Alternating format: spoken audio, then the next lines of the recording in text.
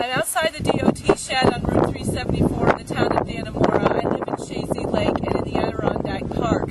This is some of the excessive salt that's being distributed on our roads, which is potentially leading to the salt contamination that we are all dealing with at this time.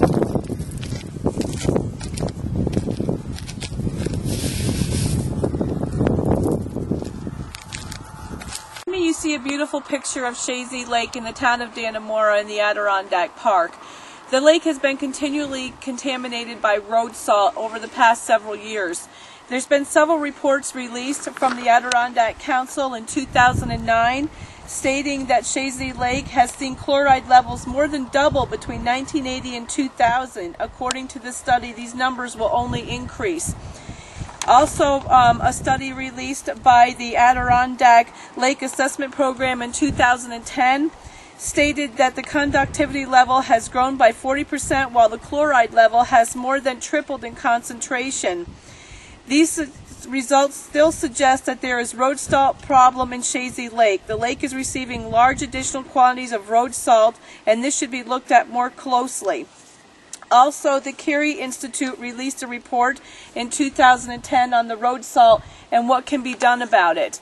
These are several studies that can be seen online or downloaded as to how the contamination is affecting the lakes around our area.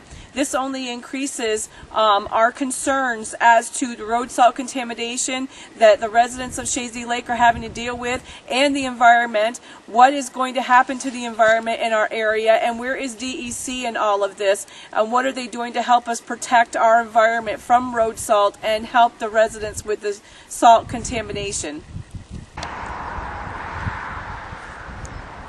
Behind me is Chazy Lake. This is the section of the lake that the DOT continues to blow the road salt into. As you can see from the snowbanks, they've already moved it back this far. They were here a couple of days ago with their blowers, and I'm standing on Route 374 in the town of Dannemora, Chazy Lake, where some of the homes have been affected by the salt contamination. We'll pan up and show you some houses up that way and down this way along 374 that are contaminated.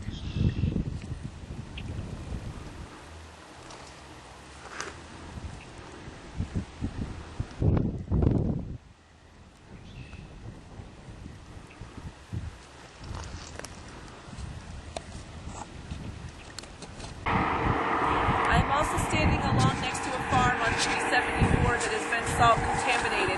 As you can see from the beautiful horses behind me, it's not only the people that need good drinking water, but these animals also need good drinking water in order to survive.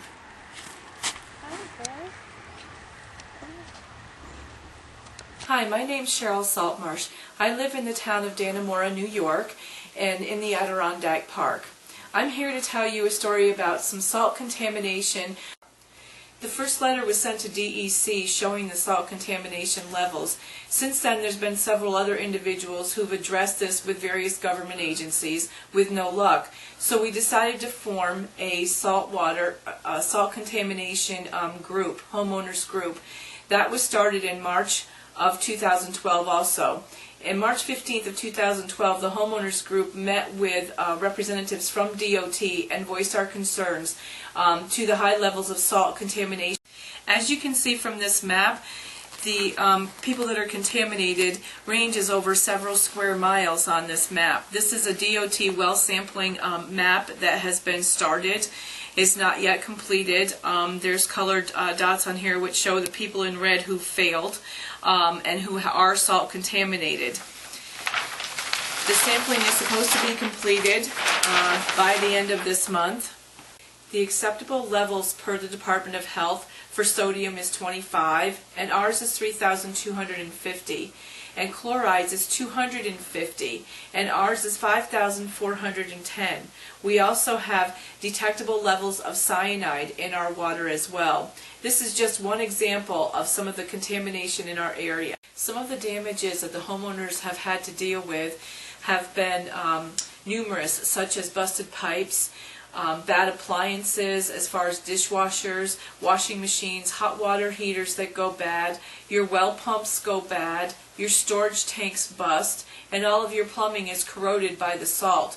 We're going to show you next in this video some of the appliances that have been corroded, and also some of the pipes that have the salt oozing out of them in one of the local homes. This is a dishwasher that is roughly about a year old and it has been contaminated with the salt. This is salt that is dripping out of one of the pipes in one of the homes. You can see the salt dripping right out of the pipe in the green contamination. You can see in this pipe, you can see the salt coming out of the pipe and how it has eaten all of the connections. Those pipes will eventually burst.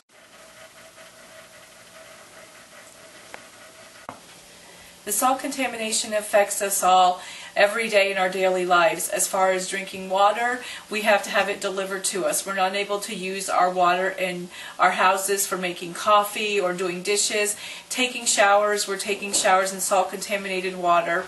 Some of the water, as I said earlier, has detected cyanide in it, and there are some homeowners who aren't even getting bottled water delivered to them. Dean Holt is one resident who is not receiving the bottled water provided to us by DOT. His chloride levels are 139, his sodium is 94.9. Clearly that is above the 25 standard that we talked about earlier for the Department of Health. He should be receiving bottled water, but today is not. While other neighbors down the road from him are receiving bottled water and their sodium levels are 55. There are also many discrepancies as far as who's getting the water and who's not receiving the water. We have a map here that shows who's been contaminated. One resident on here shows that she passed the levels, but yet she's receiving bottled water from DOT. Her levels were 45.8, and she's one of the ones receiving bottled water, but yet their map shows she passed their test as not being contaminated. Also, a problem with the salt contamination for the residents is their properties, you cannot get mortgages on them. You can't use them as collateral because you can't get loans through the bank when you don't have good potable water. But yet we're being assessed at 100% on our property values. Here we are a year later. We still do not have potable drinking water for our homes.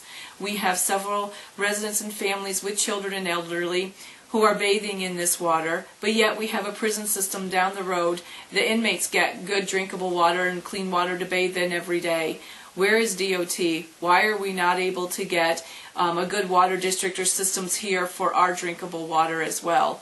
Our properties are worthless. Our homes are deteriorating from within, and we need help. Where's the governor? We need help in this matter.